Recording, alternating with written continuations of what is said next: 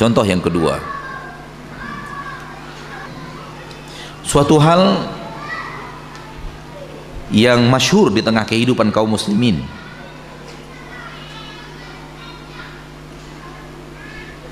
posisi orang soleh itu disukai, dicintai. Kemudian sebagian kaum muslimin membawa anak-anak mereka agar kemudian disentuh oleh orang saleh supaya mendapat berkah, ditahnik oleh orang-orang saleh, dimakankan kurma untuk dimasukkan ke dalam mulut anak yang baru lahir oleh orang saleh untuk mendapatkan berkah. Sebagian kaum muslimin mengambil sisa minuman orang yang mereka anggap saleh untuk mendapatkan berkah. Sebagian kaum muslimin berusaha untuk bersalam bersama orang saleh untuk mendapatkan berkah, dan yang lainnya baju orang saleh, sandal orang saleh, dan yang lainnya. Ketika kita tegur mereka, kita mengatakan ini tidak benar, mereka berdalil dengan apa yang dilakukan para sahabat kepada Rasulullah sallallahu alaihi wasallam. Coba lihat dalilnya, sunnah Rasulullah. Ya akhi, antum melarang kita. Para sahabat berebut air, sisa air wudhu Nabi sallallahu alaihi wasallam. Para sahabat berebut mengambil rambut Nabi sallallahu alaihi wasallam. Bahkan Nabi ketika cukur rambut di Amul Hudaybiyah, perang Hudaybiyah, Nabi suruh bagi-bagikan kepada sahabat rambut saya ini. Tidakkah para sahabat berebut untuk bersalaman bersama Rasulullah?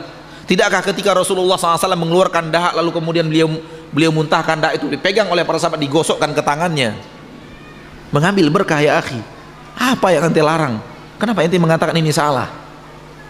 Hadis Nabi SAW dan amalan para sahabat kepada Nabi SAW. Adakah dalil yang lebih hebat daripada perbuatan Nabi dan perbuatan para sahabat kepada Nabi SAW? Bingung kita. Dalilnya kuat dan hadis-hadisnya sahih. Lihat jelinya ayat Al-Quran, tegasnya Allah. Lihat standarisasi pemahaman para sahabat. Ada sesuatu yang mereka kurang jeli di sini. Kita tidak mengingkari sahabat melakukan itu kepada Rasul kita tercinta Muhammad sallallahu alaihi wasallam, karena Rasul kita adalah orang yang penuh dengan berkah, dan itu tidak ada khilaf. Rasul kita Muhammad SAW manusia yang hidup penuh dengan berkah, manusia terbaik, sehingga keringatnya diambil oleh sahabat untuk dijadikan parfum, karena keringat Nabi SAW harum. Dan banyak cerita tentang berkah-berkah yang para sahabat saling berebutan mengambil sisa air wudhu dan yang lainnya. Itu tidak kita ingkari, dalil-dalil itu tidak kita, itu sahih dan thabit. Namun saudara kita itu tidak jeli apa yang terjadi setelah Rasul meninggal. Apakah tradisi pergi ke orang soleh dengan cara yang mereka lakukan kepada Nabi sallallahu alaihi wasallam tetap mereka pelihara dan mereka lakukan kepada orang soleh setelah Rasulullah meninggal? Ada Abu Bakar, dan Abu Bakar ini manusia terbaik setelah Nabi Muhammad sallallahu alaihi wasallam. Mari lihat sejarah para sahabat. Apakah para sahabat yang melakukan itu kepada Rasul setelah Rasul meninggal, mereka melakukan hal yang sama kepada Abu Bakar, kepada Umar, kepada Utsman, kepada Ali bin Abi Thalib, kepada Hasan dan Husain cucu Nabi tercinta sallallahu alaihi wasallam, kepada Abbas paman Nabi kita tercinta Muhammad sallallahu alaihi wasallam, Abdullah bin Abbas sepupu Rasul kita tercinta SAW. Apakah para sahabat melakukan hal itu kepada orang-orang soleh di zaman mereka atau tidak? Terbukti tidak. Apa yang mereka lakukan kepada Rasul, mereka tidak lakukan kepada Abu Bakar, mereka tidak lakukan kepada Umar, mereka tidak lakukan kepada Utsman. Tidak ada bukti sejarah bahwa mereka melakukan itu kepada manusia-manusia soleh ini, kepada Ali bin Abi Thalib radhiyallahu anhu wa ardah, sahabat Nabi yang mulia, yang kita dan siapapun manusia di permukaan bumi akan mencintai dia, namun cinta yang tidak berlebihan, cinta yang hak. bukan cinta yang gulu dan berlebihan sehingga menjadikannya lebih mulia daripada Abu Bakar dan Umar dan Uthman. Padahal Ali bin Abi Thalib sendiri menyatakan Abu Bakar dan Umar lebih mulia daripada dirinya.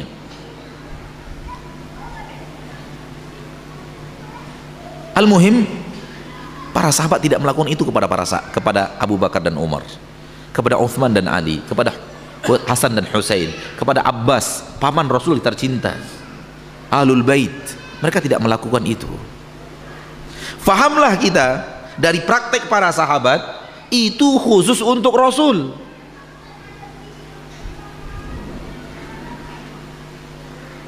Fahamlah kita, pemahaman saudara kita tadi salah, karena mereka melakukan kepada orang yang mereka anggap soleh berdalil dengan perlakuan para sahabat kepada Nabi. Padahal itu khusus milik Nabi. Kalau itu milik seluruh orang soleh, pasti para sahabat melakukannya kepada Abu Bakar setelah Rasul meninggal. Pasti para sahabat melakukannya kepada Umar setelah Abu Bakar meninggal. Pasti para sahabat dan tabi'in akan melakukannya kepada Uthman setelah Umar meninggal. Pasti mereka melakukannya kepada Ali bin Abi Thalib setelah Uthman meninggal. Dan begitu seterusnya. Ada Zubair bin Awam, ada Abu Hurairah, ada Anas bin Malik, ada Abdullah bin Mas'ud, ada kaum yang sangat banyak orang-orang soleh yang dijamin surga. Para sahabat tidak melakukan itu kepada mereka. Bukti pemahaman di tengah para sahabat itu khusus untuk Nabi Muhammad sallallahu alaihi wasallam. Ketika kita melakukan sekarang, kita katakan ini tidak benar. Mereka berdalil dengan hadis. Kita pun tahu hadis itu, bukan kita tidak tahu hadis itu. Akan tetapi bukti pemahaman dari pemahaman para sahabat itu khusus untuk Rasul Muhammad sallallahu alaihi wasallam, Rasul kita tercinta, Nabi kita yang mulia. Sedangkan Abu Bakar, Umar, Uthman, Ali, Zubair bin Awam, Talha bin Ubaidillah, Abu Ubaidah bin Jarrah, Sa'ad bin Abi Waqqas, Abdullah bin Zubair, orang-orang yang dijamin surga oleh Allah, mereka tidak lakukan itu kepada para sahabat yang telah dijamin surga. Orang soleh yang kita anggap soleh sekarang, demi Allah belum ada jaminan surga. Belum ada jaminan surga. Siapapun orang soleh yang kita anggap soleh di permukaan bumi, yang paling soleh di permukaan bumi manusia yang kita anggap, kita wajib meyakini belum ada jaminan surga untuk orang ini. Karena bisa saja menurut kita soleh dan dia benar-benar soleh di sisi Allah, dan bisa sebaliknya, menurut kita saleh, ternyata di sisi Allah dia adalah orang yang paling dibenci oleh Allah subhanahu wa ta'ala. Nggak ada bukti otentik bahwa dia adalah pasti orang saleh dan pasti penduduk surga. Sementara Abu Bakar dan Umar pasti, Muhajirin dan Ansor pasti. Namun lihat kaum muslimin tidak melakukan itu kepada mereka. Lahir pemahaman yang keliru karena tidak melihat bagaimana praktek amalan yang dilakukan oleh para sahabat Rasulullah sallallahu alaihi wasallam. 3.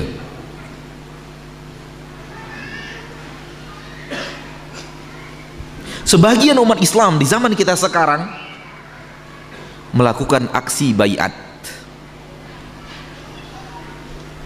Guru menjabat tangan murid, lalu si murid mengucapkan baiatnya. Saya bersumpah atas nama Allah untuk senantiasa patuh dan taat, membela agama ini dan kelompok ini, dan menyebut saya tidak tahu, saya tidak pernah melakukannya alhamdulillah. Jadi nggak bisa mempraktekkan kalimat yang benar. Ada antum yang bisa praktekkan kalimat yang benar? Anak nggak bisa karena belum pernah mengalami seumur hidup, walillahil hamd. Intinya seperti itu. Kalau dia adalah akhwat, dibayat oleh akhwat. Kalau bayat itu yang melakukannya adalah ustadz kepada akhwat dan mereka sudah pakai hijab, akhwatnya saling berpegangan tangan. Itu detik-detik yang paling, yang tersenyum itu pernah mengalami kayaknya. Detik-detik yang paling menegangkan bayat itu. Subhanallah. Kita akan, akhi, apa yang Anda lakukan? Subhanallah, ternyata mereka ada dalilnya. Dalilnya banyak. Dalam sejarah Rasul kita tercinta bersama para sahabat, di dalam Al-Quran, di dalam hadis, bertebaran ayat, bertebaran hadis-hadis Nabi SAW tentang baiat. Lalu mereka mengatakan kepada kita, antum tidak baca Al-Quran?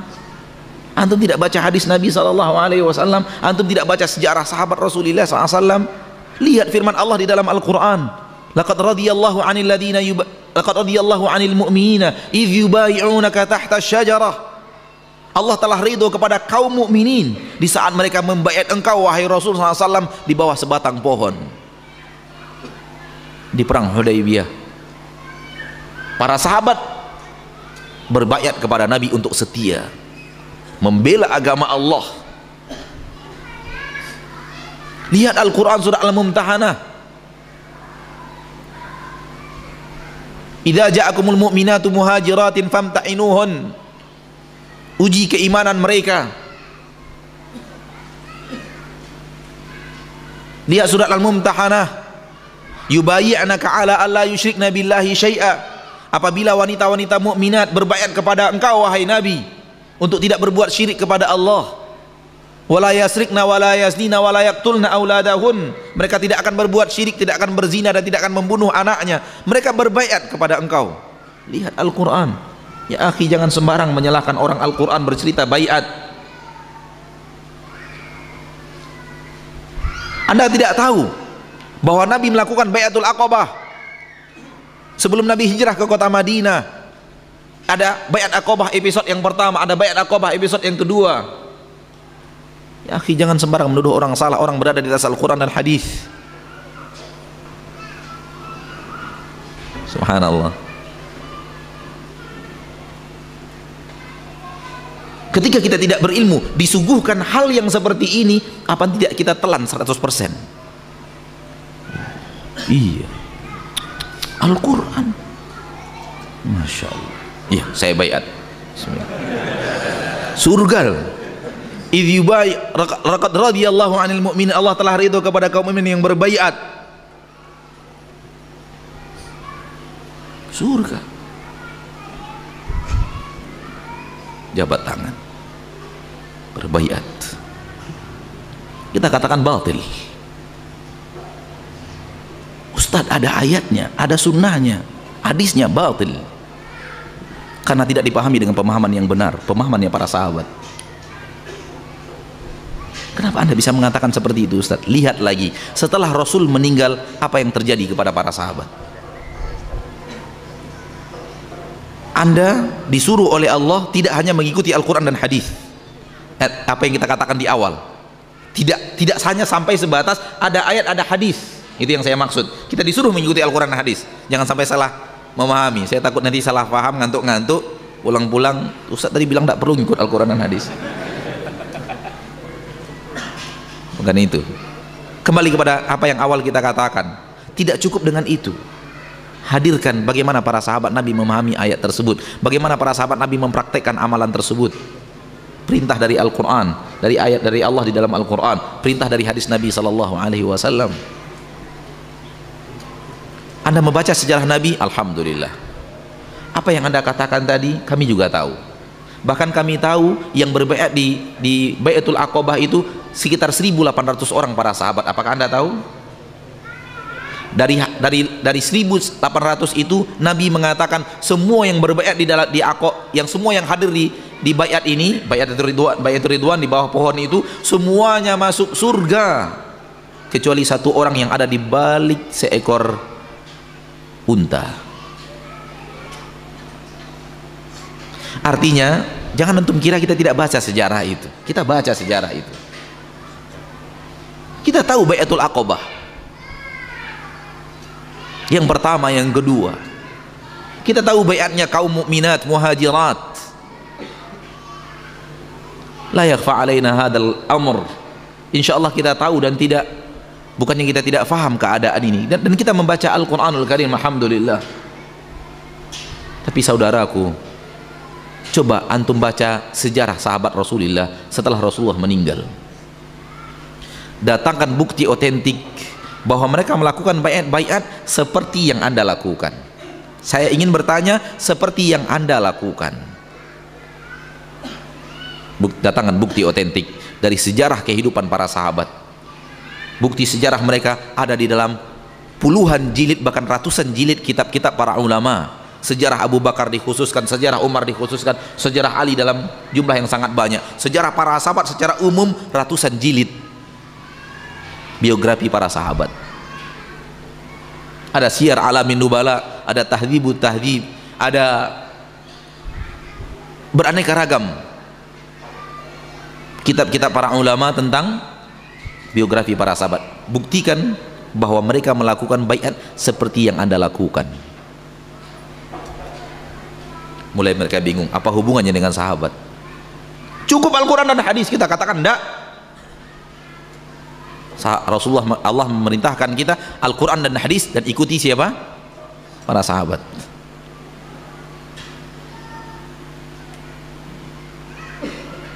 Karena terbukti setelah wafat Rasul Sallallahu Alaihi Wasallam, para sahabat tidak pernah mengerjakan baiat-baiat ini. Satu-satunya baiat yang mereka lakukan, mereka melakukan baiat, Pak. Para sahabat melakukan baiat. Namun satu-satunya baiat yang mereka lakukan menjabat tangan seorang pemimpin yang dilantik menjadi khalifah untuk menyatakan patuh dan taat sekuat kemampuan. Selagi di atas kebenaran dan tidak di atas kebatilan, dan sekuat kemampuan. Dijabat tangan yang dilantik menjadi khalifah itu menyatakan baiat, saya setuju Anda sebagai pemimpin, aku akan patuh dan taat di atas hal yang ma'ruf sekuat kemampuan. Dilantik Abu Bakar untuk menjadi Amirul Mukminin, umat Islam berbondong-bondong ke masjid untuk menjabat tangan Abu Bakar. Setelah itu wafat Abu Bakar, digantikan oleh Umar. Kaum muslimin datang menjabat tangan Umar, berbaiat untuk patuh dan setia di atas yang ma'ruf sekuat kemampuan. Hanya itu satu-satunya baiat yang tersisa setelah Rasulullah meninggal, diamalkan oleh para sahabat. Adapun baiat-baiat seperti yang Anda lakukan, mencontoh Rasulullah Sallallahu Alaihi Wasallam seperti apa yang Anda katakan, batil. Dengan bukti para sahabat tidak melakukan itu kepada ulama-ulama mereka yang lebih alim daripada ulama antum. Orang-orang soleh mereka yang lebih soleh daripada ulama antum, yang sudah dijamin surga, sementara kita tidak seorang pun yang dijamin surga. Kalau para sahabat tidak melakukan itu kepada orang soleh mereka, mereka hanya melakukan kepada pemimpin yang telah dilantik menjadi khalifah, maka kenapa kita harus berbuat sesuatu yang sahabat tidak pernah membuatnya? Dan para sahabat ketika tidak berbuat, padahal mereka yang berbaiat kepada Rasulullah SAW, mereka memahami itu untuk Rasul.